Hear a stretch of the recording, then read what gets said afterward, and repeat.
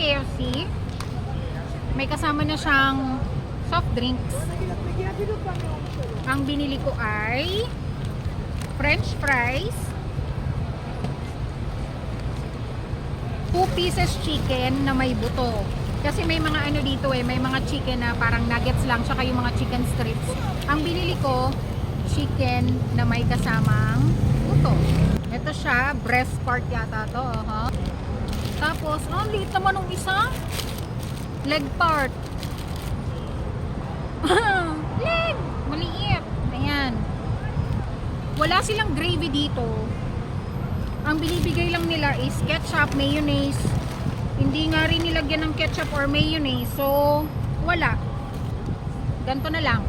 Bon appetit! Mainit pa yung fries.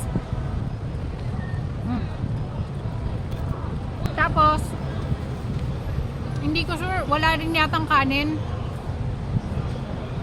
Madalas kapag mga sa Middle East or sa mga gantong ano, pag KFC, McDonald's or mga food chain, hindi talaga nagsiserve ng rice.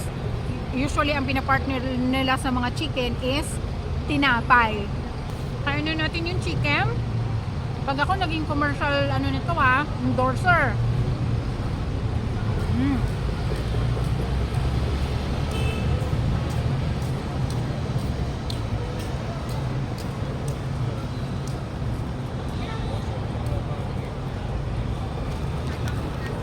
Ito naman yung breast part na chicken.